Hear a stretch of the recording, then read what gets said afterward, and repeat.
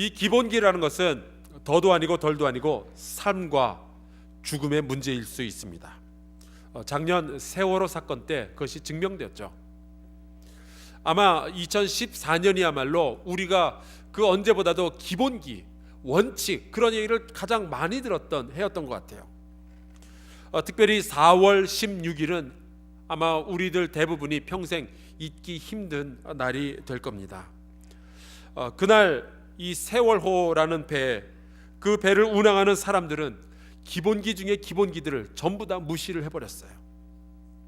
우선 짐을 너무 많이 실었습니다.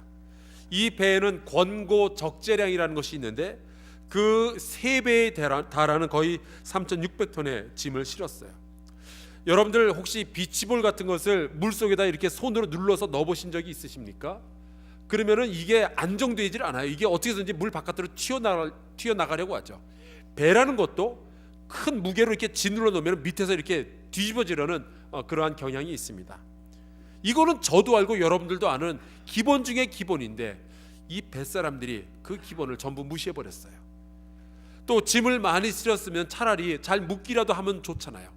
여러분, 배가 아니라 트럭으로 이삿짐을 운전하는 사람들도요, 짐을 함부로 실지 않습니다. 꽉꽉 채워서 가능하면 흔들리지 않도록 하죠.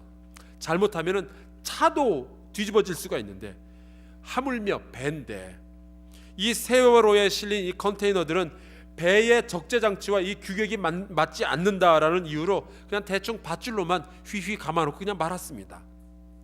게다가 이 배는 원래 4층짜리 배였는데 손님을 조금 더 실어서 조금 더 돈을 벌어보겠다고 그것을 5층으로 변경해서 만들었습니다.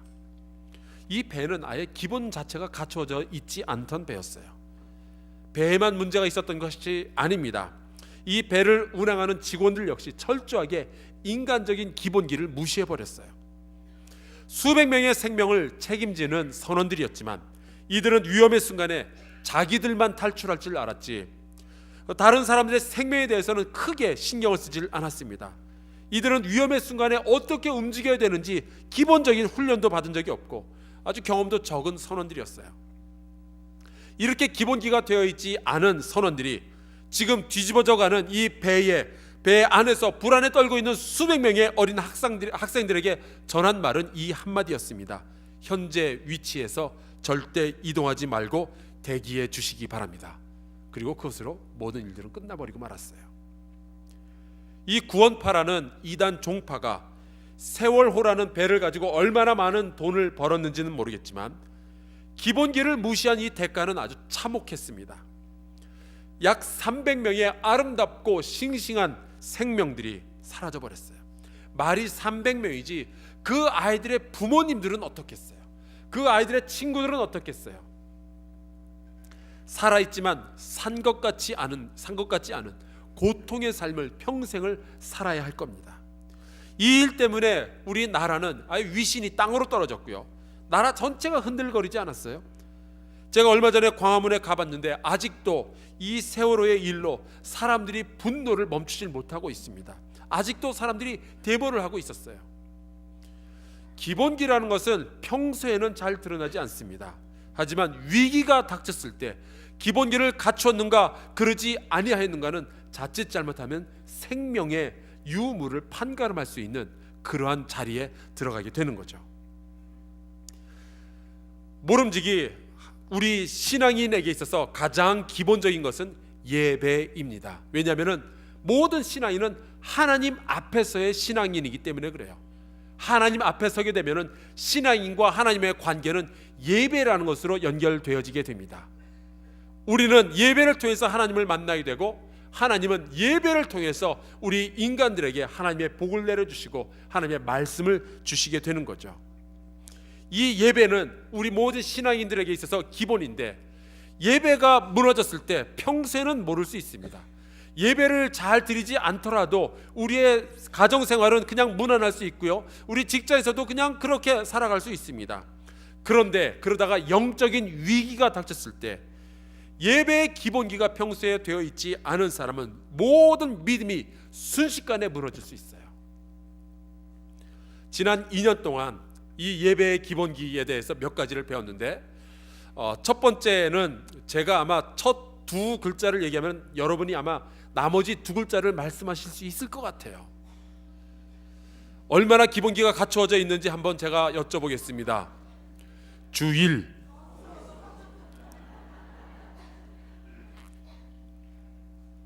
다시 한번 하겠습니다. 주일. 이것은 주일은 성수를 기억하라는 얘기가 아니라 주일은 거룩하게 지켜라라는 뜻입니다. 주일이면은 하나님께 나와서 예배 드리는 것은 모든 성도들의 기본입니다. 여러분이 어디에 있든지 상관없어요. 한국에 있든 미국에 있든 아프리카에 있든 병원에 있을 때에도 주일날은 반드시 하나님을 배웠고 하나님께 예배 드리는 것, 그것이 모든 신앙인들의 기본 중에 기본입니다. 하나님께서는 이것을 율법의 형식을 빌어서 이스라엘 백성에게 이렇게 말씀하셨어요. 안식일을 기억하여 거룩하게 지키라. 이 명령에 대해서 혹자는 이렇게 질문할 수 있습니다. 왜요? 왜 우리가 안식일을 기억해서 거룩하게 지켜야 됩니까? 여기에 대해서 마르바 던 교수가 이런 식으로 대답을 했죠. 우리가 나눈 적이 있습니다. 우리가 안식일을 지키는 것이 아니라 안식일이 우리를 지켜줍니다. 우리가 안식일을 기억하여 거룩하게 지키는 것이 아니라 안식일이 우리를 이 세상 가운데서 거룩하게 지켜주는 거예요.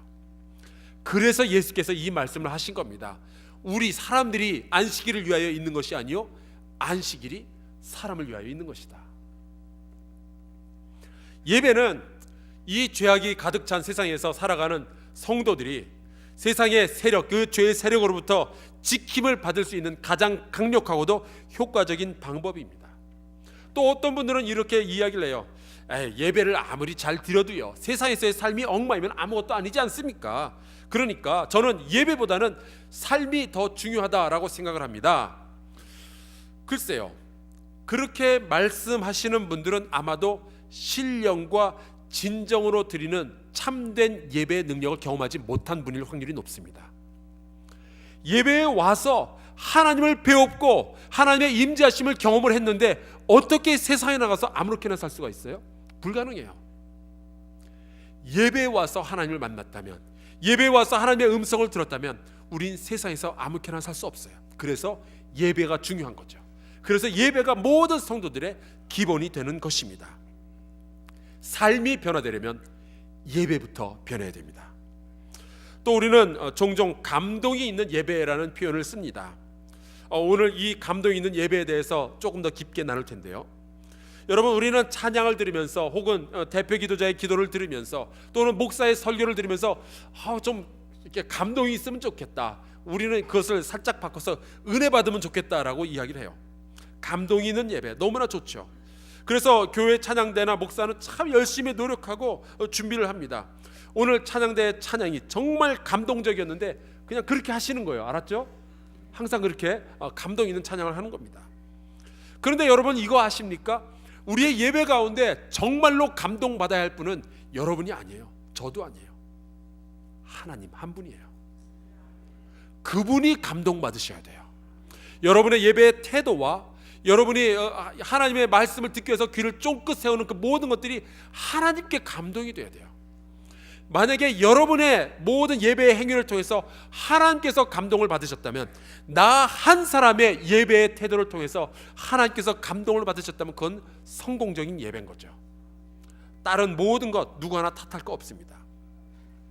오늘은 이 마가복음 14장에 나오는 여인의 이야기를 통해서 예수께서 감동받으신 예배에 대한 말씀을 나누려고 합니다. 이 이야기의 장소적 배경은 베다니에 살고 있는 문둥이 나병 환자 시몬의 집이라고 했어요. 예수님은 성경 전체를 보건대 정말 못 가시는 곳이 없는 분이었습니다. 예루살렘의 성전에 가셨던 분이 어느 날 갑자기는 사마리아에서 나타나시기도 하고요, 모든 유대인들이 가기 싫어하는 더러운 지역이죠. 어떤 때는 예수님께서는 세리 마태의 집에서 모든 죄인들과 함께 식사를 하기도 하시는가 하면은 어느 날에는 술 파티가 벌어지고 있는 가나의 혼인잔치에도 가셨어요. 예수님은 어디에나 가실 수 있는 분이셨습니다. 사실 그분은 이 인생 가운데서 가장 천하디 천한 마국간 말구에서 태어나신 분이에요. 그러한 분이 어딘들 못 가시겠어요. 이분이 나병 환자의 집에서 식사를 하실 수 있었다면 이분은 우리의 삶 속에 언제든지 들어오실 수 있습니다. 우리의 삶이 아무리 누추하다 한들, 우리의 삶이 아무리 죄스럽다 한들, 우리의 영혼 가운데 언제라도 주님은 녹화하시며 내가 너에게로 들어가서 너와 함께 먹고 마시겠다라고 말씀하시는 분이에요. 2015년에 그 예수 그리스도를 여러분의 삶과 여러분의 영혼 가운데 맞아들여서 그분과 같이 동행하는 귀한 해가 되기를 주의 이름으로 축원합니다. 예수님은 어디라도 들어가실 수 있어요. 예수께서 그렇게 나병 환자의 집에서 식사를 하실 때에 이 여자가 하나 등장을 하는데 마가복음은 이 여자의 이름을 기록하지 않고 있습니다. 요한복음은 마리아라는 이야기를 하지만 나머지 복음서는 그냥 여인이에요. 이 여인이 매우 값진 향유 한 병을 들고 들어옵니다.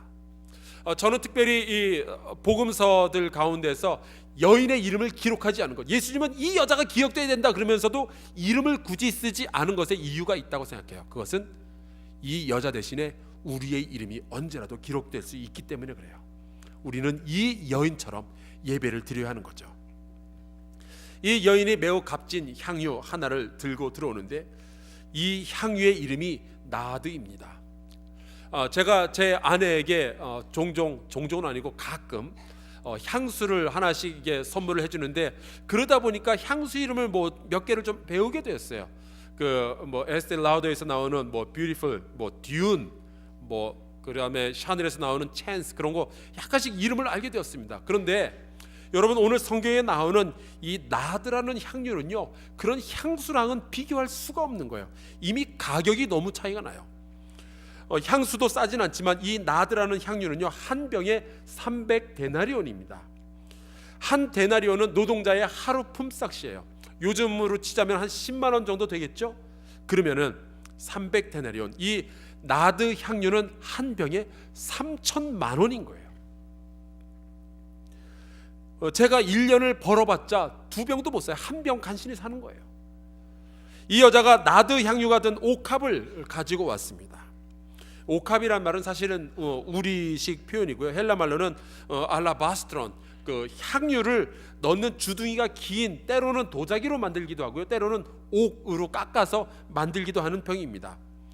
지금 보시는 이 그림이 뉴욕의 메트로폴리탄 그 박물관에 있는 그 기원전 400년경에 사용되던 옥합 향유병입니다. 이 나드라는 향유는 하도 귀하기 때문에 이 향유병에다가 집어넣고 이 냄새가 빠져나가면 안 되잖아요. 그래서 밀랍 같은 거로 완전히 밀봉을 해놓고 사용하는 겁니다. 그러다가 사용할 때 한 번 살짝 열어서 한 방울 두 방울 사용하고 도로 밀봉해보고 그렇게 하는 거예요.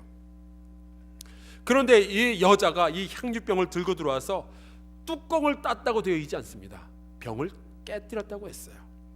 그 말은 필요한 만큼만 쓰고 나머지는 다시 저금을 해놓겠다, 그런 것이 아니라 단 한 방울도 남김없이 전부 쏟아버리겠다는 이야기죠.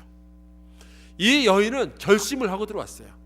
예수님과 만날 수 있는 단 한 번의 기회, 예수님의 장사를 준비할 수 있는 단 한 번의 기회에 나의 모든 것을 다 쏟아놓겠다, 이 결심을 하고 이곳에 온 겁니다. 그것이 예배예요.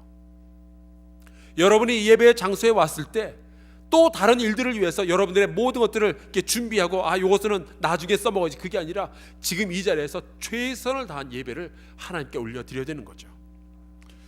저는 이 장면이 있기까지 이 여인에게 얼마나 많은 용기가 필요했을까라는 생각을 해봤어요. 일단 이 가격도 가격이지만 여러분, 이 가격보다도 많은 사람들이 불편해하는 것은 여러 사람들 앞에 나 혼자 이렇게 드러나는 거, 그거 굉장히 사람들이 불편해하고 그 일을 하기 위해서 얼마나 많은 용기가 필요한지 몰라요. 많은 사람들이 이 부분에서 어려움을 겪습니다. 사람들 눈에 띄는 게 불편해요. 조용히 숨어 있길 바라고요, 남의 주목을 받는 것을 불편해하는 것이 우리의 문화입니다. 그래서 많은 분들이 예배당에 나와서 일찍 나왔는데도, 일찍 나왔으면 앞자리에 앉아야 될 것 같은데 일찍 나와서 뒷자리부터 앉아요. 그것은 남들이 나의 뒤통수를 보기보다는 내가 남들의 뒤통수를 보는 게 편하다라는 그런 생각이 있기 때문이죠. 성격일 수도 있습니다만은, 만약에 이것이 하나님을 향한 나의 마음의 어떤 부족함의 표현이라면 요거는 우리가 좀 생각을 해봐야 돼요. 많은 사람들이 대표기도 좀 해주십시오 그럴 때 불편하게 생각을 해요. 안 할래요, 못해요. 왜요? 여러 사람들 앞에 드러나고 그들의 주목을 받는 것이 싫기 때문이죠. 여러분, 이 여인은 그 용기를 내었어요. 여러 사람들 앞에 혼자 나와서 자기의 것을 드리는 그 퍼포먼스를 한 거죠. 제가 하나님을 노래로 이렇게 찬양을 하다가 처음으로 하나님 앞에 경배 드리면서 손을 올렸던 것이요, 제가 군대 갔을 때가 처음이었어요. 그 전에는 단 한 번도 해본 적이 없어요. 배우지도 못했지만 용기도 없었습니다. 누가 보면, 내가 손을 들고 찬양하는 것을 누가 보면 어떡하지? 그 생각이 훨씬 더 컸어요. 어떤 생각보다 더 컸느냐? 내가 하나님을 경배하고 싶습니다 라는 것보다 훨씬 그 생각이 컸어요. 용기가 없으니까 하나님을 예배하는 것도 참 소극적이고, 여러 사람들 앞에서 나의 위신이 하나님의 존귀하심보다 더 소중하다라고 제가 생각을 하고 그렇게 행동을 했던 거죠.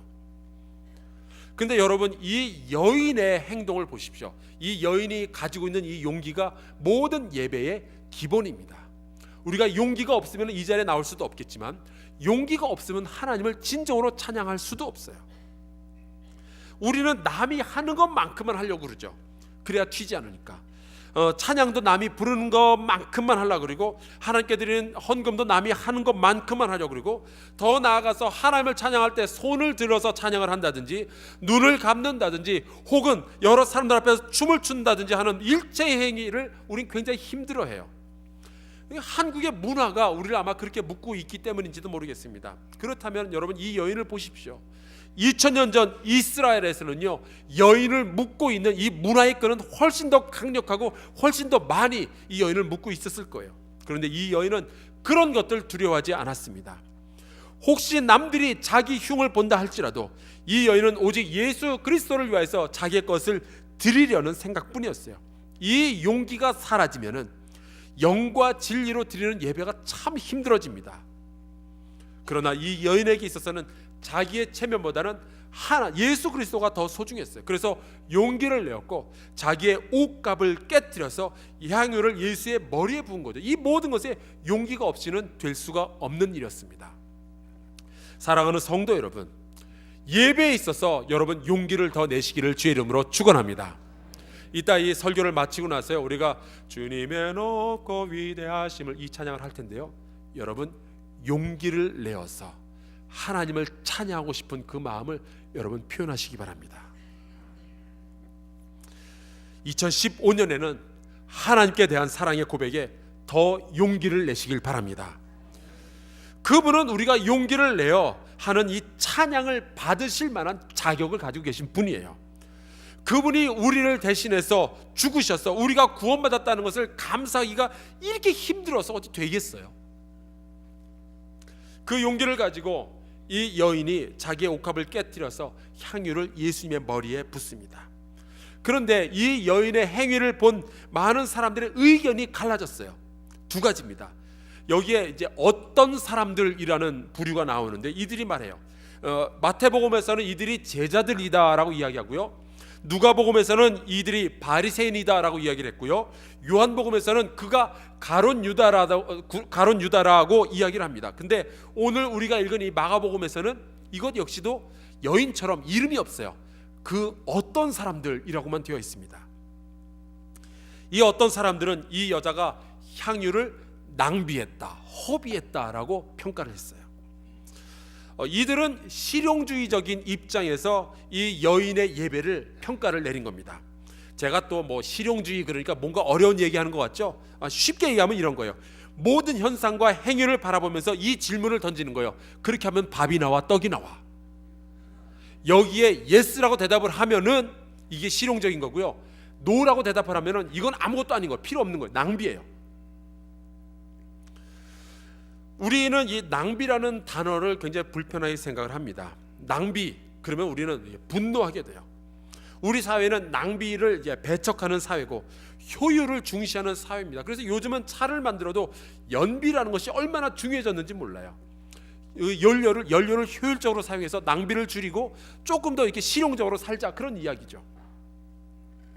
그래서 우리는 돈 낭비, 시간 낭비, 재능 낭비, 뭐 이런 모든 종류의 낭비를 어려서부터 다 죄악이라고 배웠고, 우리의 자녀들에게도 이 낭비하지 마, 절약해, 실용적으로 살아야지, 그것을 끊임없이 가르치고 있습니다. 제가 초등학교 때는요, 여러분들도 배우셨을지 모르겠는데 학교에서 이렇게 도덕 시간에 그런 걸 배웠어요. 저만 배웠는지 모르겠는데 화장실에서 휴지를 쓸 때는 몇 칸까지만 써야 된다. 혹시 배우신 분들 계십니까? 치약은 몇 미리만 짜도 충분하다. 그런 거 배우셨나요? 치약 다 썼을 때 그것을 마지막까지 어떻게 쓰는지 다 배우셨습니까? 또 학교에서 절약하는 법을 가르친다면서 몽당 연필을 어떻게 쓰죠? 볼펜 껍데기에다가 끼워가지고 쓰는 것을 배운 적이 우리 있습니다. 제가 한 번은 그 학교에서 절약하는 법을 가르친다면서 뭐 그런 거 몽당 연필 쓰는 법을 가르치더니 숙제를 내줬는데 집에 가서 몽당 연필 뒤에다가 볼펜 껍데기 끼워가지고 그거를 만들어가지고 가져오라는 거예요. 저는 근데 몽당 연필이 없었어요. 그리고 볼펜도 없었어요. 할 수 없이 문방구에서 볼펜을 사다가 심은 버리고 껍데기만 남겨둔 다음 멀쩡한 연필을 잘라가지고 몽당 연필을 만들어서 그걸 끼워가지고 숙제로 낸 적이 있습니다. 그런 식의 관점, 실용주의의 관점에서 보자면요, 오늘 우리가 읽은 본문에서 나오는 여인의 이 예배 행위는 철저하게 낭비예요. 아주 몹쓸 짓이에요. 화가 나요. 여러분, 향유를 예수님의 머리에 부은 이 여인의 행동에서 밥이 나와요, 쌀이 나와요, 떡이 나와요. 아무것도 아니에요. 낭비죠. 그러나 예수님은 이 여인의 행동을 다른 식으로 해석을 하셨습니다. 6절에 이렇게 말씀하셔요. 가만두라. 너희가 어찌하여 그를 괴롭게 하느냐? 그가 내게 좋은 일을 하였느니라. 예수님의 머리에 3천만 원어치의 향유를 부은 것이 어떤 사람들의 눈에는 낭비였지만 예수님에게 있어서는요, 그것이 나에게 좋은 일이다라고 말씀을 하셨어요. 저는 이 말씀 앞에서 이런 질문을 하게 돼요. 과연 하나님께 드리는 예배 가운데 낭비라는 것이 성립할 수 있을까? 여러분, 낭비라는 말이 성립을 하려면요,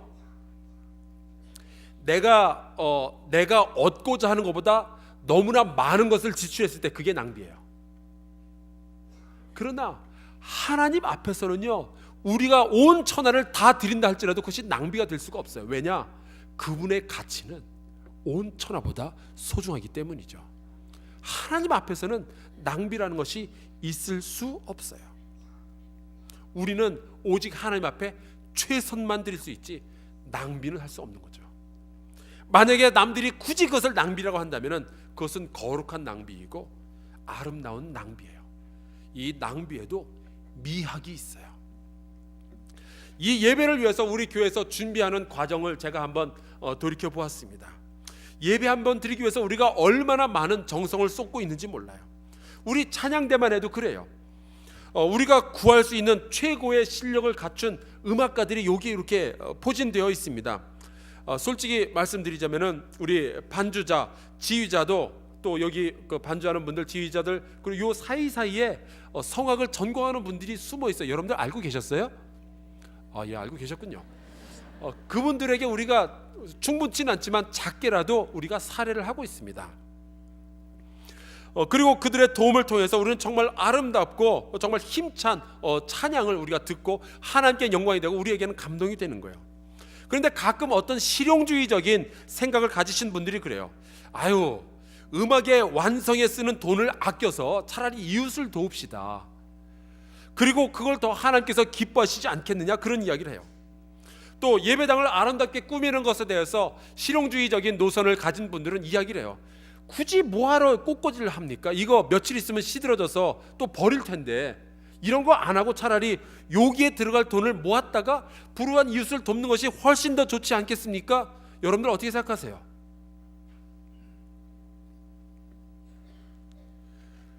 그러한 생각을 가진 분들이 오늘 본문에 나오는 어떤 사람들의 생각이에요. 그때 우리가 물어야 하는 질문이 하나 있어요. 과연 우리의 하나님은 우리의 최선을 받으실 자격이 있는 분인가, 없는 분인가? 과연 하나님께 예배한다는 그 일에 낭비라는 것이 있을 수 있는가? 사실 저는 제 아내와 연애를 하고 이제 결혼을 하기 전에 남들이 다 한다는 그 프로포즈라는 것을 못했어요. 저희는 그냥 결혼하는 줄 알고 있었지, 제가 남들이 하는 것처럼 왜 반지 이렇게 준비해가지고 그 여자 앞에 가서 무릎 탁 꿇고 나랑 결혼해 주시오 뭐 그런 거 있잖아요. 그걸 못한 거죠. 지금 생각해도 너무 아쉬워요. 이제 와서 할 수도 없고. 근데 종종 영화나 드라마 같은 데서 이런 장면을 봐요. 어떤 사람이 그 사랑하는 여인에게 그 사랑의 고백을 하기 위해서 나와 결혼해 줄래요? 그런 이야기를 할 때 이 사람이 자기가 음악도 연주하고 그게 안 되잖아요. 그러니까 이 프로 그 연주자들을 이렇게 동원을 해가지고 그 사람들은 주변에서 연주를 하게 되고 무드를 착 잡아서 여인을 기쁘게 해주고 여인에게 감동을 주면서 앞에 탁 꿇어서 무릎을 꿇고 나와 결혼해 주시오 그러면서 반지를 주는 거예요.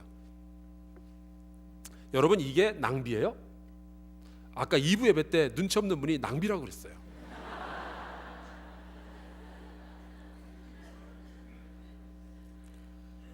아니에요. 우리가 사랑하는 일을 위해서는요, 저 정도는 하고도 남음이 있죠. 우리가 하나님을 정말로 사랑한다면요, 하나님을 정말로 사랑한다면은 우리 더 많은 클래식 연주자들을 불러서 이들로 하여금 찬양하는 거 맞아요. 여러분들이 이 정도 못한다면은 여러분 대신에 해줄 사람들을 불러서 같이 찬양을 하게 하는 게 맞아요. 낭비가 아니에요. 하나님은 그 정도 받으시고도 남음이 있는 분이죠. 솔로몬이 예루살렘 성전을 지을 때 여러분 벽돌로만 지었다고 하지 않았어요. 황금을 사용했어요. 굳이 사람들이 모여서 예배 드리는데 황금이 뭐하러 필요해요? 황금 그까짓 거 하늘에 올라가면 길바닥이 금으로 깔려 있다는데 굳이 무슨 황금이 필요해요? 낭비 아니에요? 그러나 여러분, 그 황금으로 지어진 그 성전에 하나님께서 예배 가운데 임하셨어요. 게다가 예루살렘 성전을 짓고서요, 이 솔로몬 왕은 프로 합창단을 성전 안에다 배치해 두었습니다. 그들로 하여금 날마다 하나님을 찬양하게 했어요. 어떤 사람들의 눈에는, 어떤 사람들의 귀에는 그것이 낭비처럼 들리고 보이겠지만 예배자는 자기가 직접 할 수 없거든. 하나님께서 기뻐하시는 어떤 일들을 계속해서 다른 사람들 동원해서라도 그 일을 하고 싶어하는 것이 참된 예배자인 거예요. 구약시대의 제사법을 한번 보세요. 번제라는 것이 있어요. 그 번제라는 것은 하나님의 제단 앞에서 이 소나 양, 비둘기 그런 것들을 태우는 거예요. 태워서 연기를 만들어서 하나님께 올려드려요. 여러분, 태워서 버리는 거, 이거 낭비 아니에요? 솔로몬이 1천 번제를 드렸다고 했어요. 1천 마리의 양을 태워서 없애버린 거예요. 낭비죠. 실용주의적인 노선을 가진 사람들이 듣기에는 이건 낭비예요. 그러나 하나님 앞에서는 그런 식으로 계산하면 안 돼요. 하나님께 아름다운 향기를 올려드렸으면 그것은 낭비가 아니에요. 아름다운 낭비이고 그것은 거룩한 낭비이고, 우리는 그 낭비를 좀 다른 표현을 써서 이야기를 해야 합니다. 낭비는, 다시 말씀드리지만, 내가 얻고자 하는 가치보다 훨씬 더 많은 것을 소비해 버렸을 때는 그건 낭비예요. 그러나 아무리 많은 것을 소비했다 할지라도 그보다 더 큰 가치를 우리가 누리고 더 큰 가치를 얻을 수 있다면 그것은 결코 낭비가 될 수 없겠죠. 그리고 우리가 얻을 수 있는, 우리가 표현하고자 하는 그 의미가 우리가 소비되는 것보다 훨씬 많을 때 그것은 낭비라고 부르지 않고 예술이라고 해요. 수많은 미술가들이 그림 한 점을 그리기 위해 1년을 고심하고, 수많은 음악가들이 단 한 곡의 연주를 하기 위해서 수십 년을 연습을 해요.